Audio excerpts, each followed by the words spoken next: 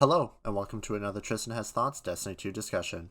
Today I wanted to talk about the two reissued weapons that were introduced with the Spire of the Watcher dungeon. These two weapons are the 7th Seraph Officer Revolver and the 7th Seraph Carbine. In this video I want to talk about why I feel these reissues were done poorly and why I feel reissues aren't always a bad thing. I do think reissues can be done correctly, and I will go over how I think this can be done correctly in the future. As a quick note, if you enjoy Destiny 2 discussion style content, we would love to have you here. Be sure to subscribe so you can be notified of all my daily uploads. First I want to talk about a reissue I feel was done right. I think the Menagerie weapons that were reissued in Season of the Haunted were generally done well. The 4 free weapons, Beloved, Austringer, Callous Minitool, and Draying, were fan favorite weapons that had been sunset for quite a while. They had not been earnable in the game for quite some time, minus Draying and Minitool, but those are tied to exotics and had static rolls you could pull for, and also had not been updated with origin traits. These also were added as free earnable rewards for everyone rather than being tied to a paid dungeon, looking at you Fixed Odds and Epicurean. Although the way to earn these weapons was terrible, and that is an issue for a different video, I think most people can agree that this was a reissue done well. Free to earn and craftable fan favorite weapons that had not been available in the game for quite some time. I know some people are never going to accept reissues, and that is okay, but I do think there are degrees of acceptability, and the Haunted reissues didn't cause much of a fuss with me. The two reissued weapons in Spire of the Watcher are examples of reissuing done poorly in my opinion. First off, these weapons have been earnable in the game recently, and were only removed from the Dares of Eternity loophole because they were placed into the dungeon. Secondly, you cannot craft these weapons, meaning you can never put enhanced perks or build your perfect version of the weapon.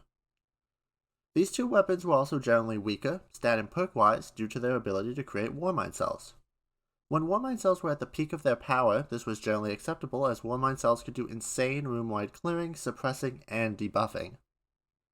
Warmind cells currently are not as strong as they once were and require quite a bit more setup to get them to have the powerful effects they had in the past.